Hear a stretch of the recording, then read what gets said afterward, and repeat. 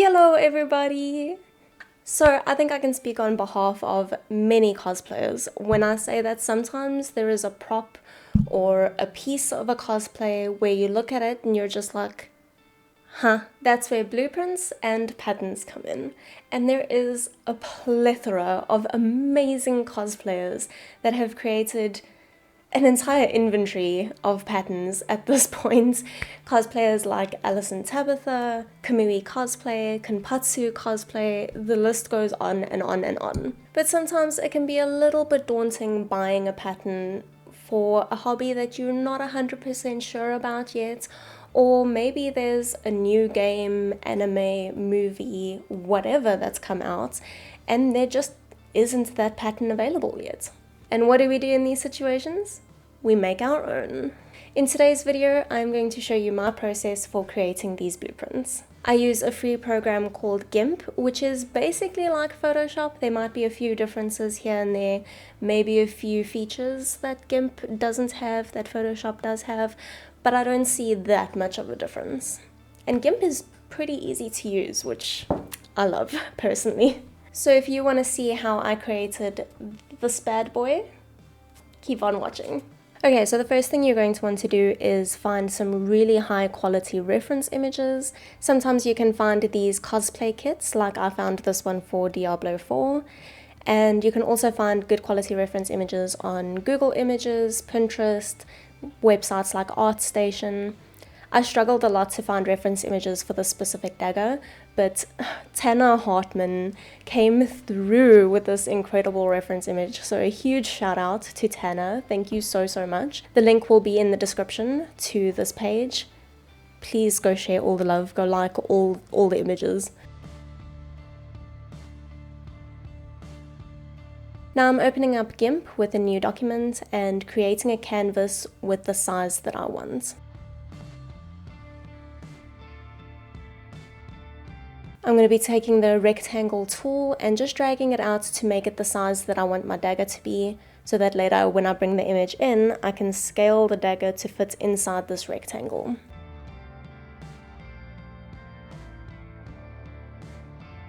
To create it, I'm taking this rectangle tool, making sure that my foreground color is set to red, and once I've got the size that I want, I'm going to go to Edit and Stroke Selection. This will now make a little box for me.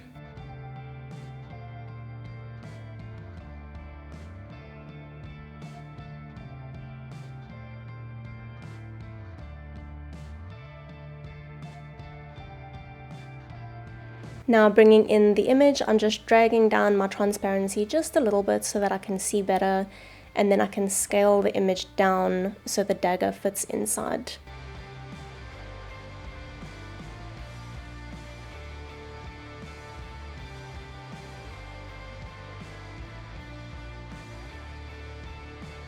Once I've scaled the dagger down, I can then just move it over to anywhere in my canvas and get rid of the layer that has the rectangle.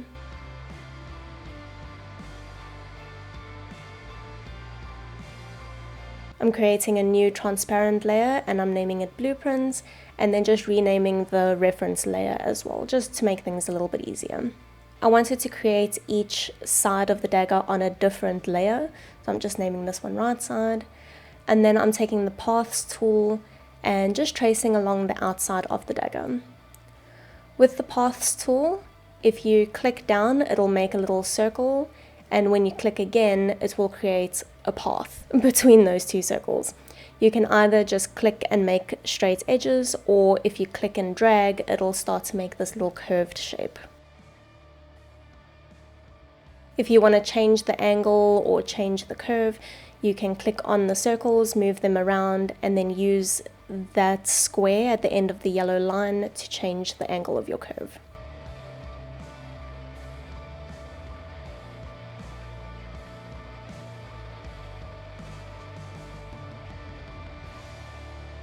So this is what you're going to do around the entire outside of your project, making sure that you get every curve, every angle exactly how you want it to be. Again, if you need to change it around, just move those little squares at the end of the yellow lines. If you accidentally click somewhere that you didn't mean to, you can just press backspace on your keyboard and it will remove the last circle that you created.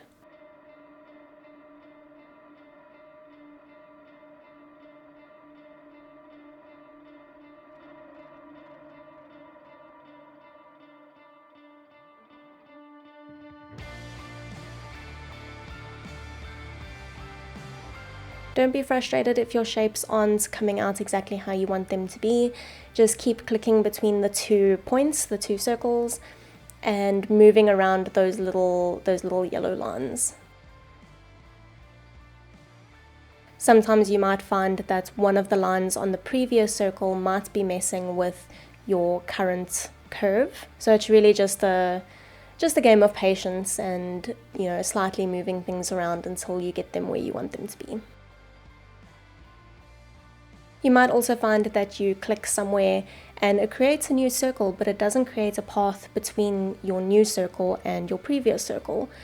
What you can do then is you can just click on the new circle that you made, press backspace to get rid of it, re-click on the previous circle, and then that path will be re-established.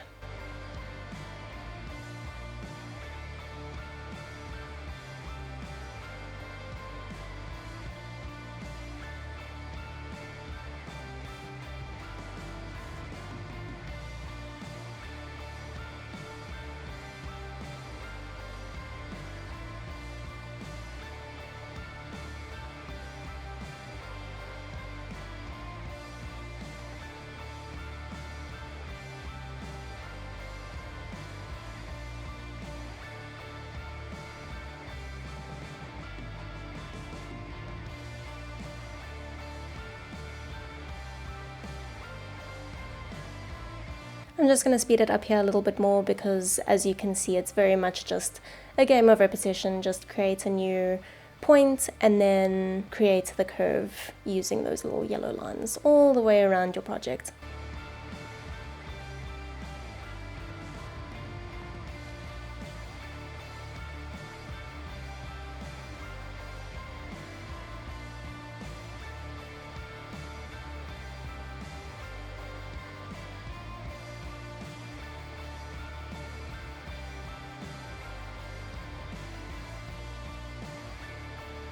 Make sure you understand how your prop works, because as you can see, I didn't include that other extra little pointy end on the right hand side, because that's actually for the other side of the dagger, so I don't need that on this side.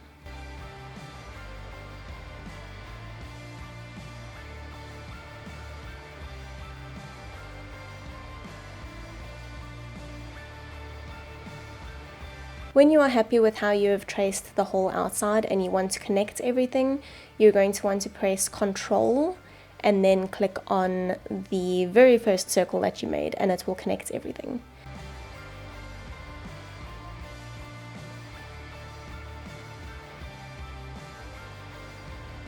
And then once you are happy, you can go to Edit, Stroke Path, and then press Enter. Just make sure you have the foreground color set to whatever color you want it to be.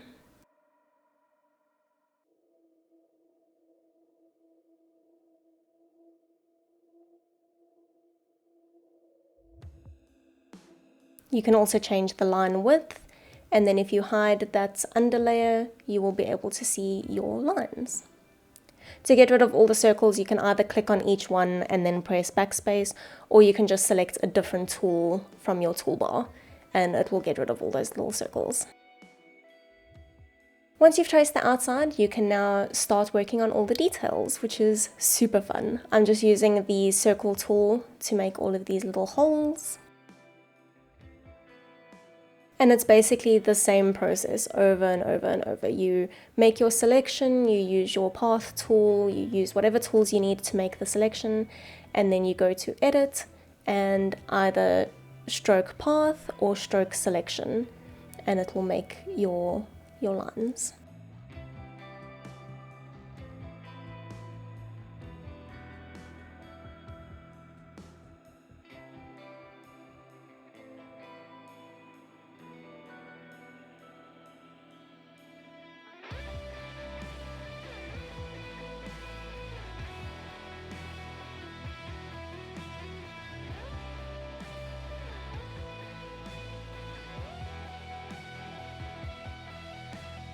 Make sure you're listening to something fun while you're doing this, because it can be quite tedious.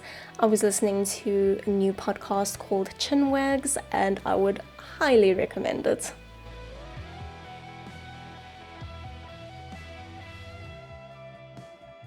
And now you're going to repeat this process for every bit of interest on the prop as well. Every little piece that you need to draw attention to, that you need to remember, you're going to want to mark every little piece off so that you can see where it goes, you can see the size that it needs to be.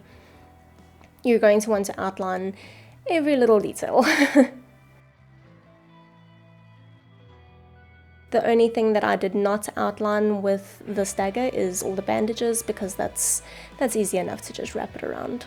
So with GIMP, when you're using the path tool, if you press enter, it will create a selection. So if, like on the outside of your dagger, you connected all the pieces together, if you press enter, that's perfectly fine. It'll just make the little like moving dotted line, and that's to say that everything inside has been selected. That's perfectly fine. But if you are just creating a straight line, or like these pieces here that I'm creating, if you press enter, it will connect the first point you made and the second point you made. So when you do stroke selection, it will create a line on all of those little dotted lines. So just bear that in mind. If you don't want it to be connected, just use stroke path and don't press enter. So as you're going, make sure that you also check the other angles and the other views of your prop so that you can see how it works and how things are connected. Like for the section in the front, I saw that it needed to be angled as well, so I just created that line there. Having all these extra lines will really help when you're trying to make your project, because you can then see where you need to Dremel, where you need to cut, all the different angles that things need to be. It's really super helpful. Now I can click the little eye next to the reference image, and it will hide the reference image, and I can see exactly what my blueprint looks like. And so far I think it looks pretty good. And now you can do exactly the same thing on the top and the bottom view. So to recap, it's the path tool, create all of the angles and all of the details, and then edit, stroke path, and that will make your blueprint.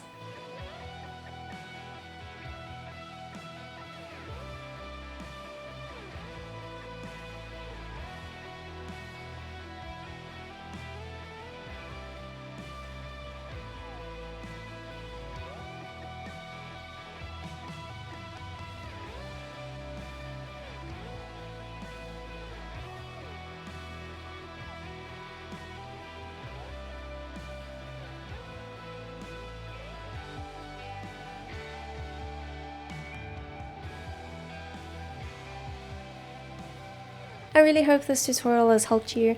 If you have any other questions, please feel free to leave a comment down below.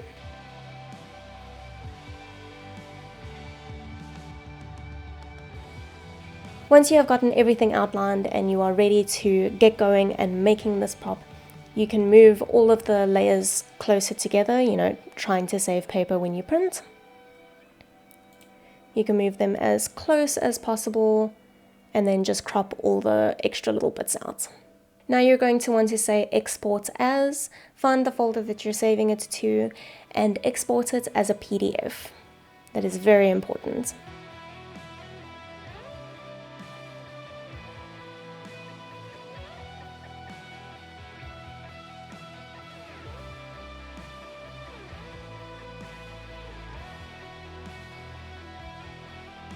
And when you're ready to print, open it in Adobe, say File Print or Control P, and make sure that it is set to poster, not to size, to poster. And then you can change the overlap, you can change the size. Yeah, if you want the size that I have, I scaled mine to 175%.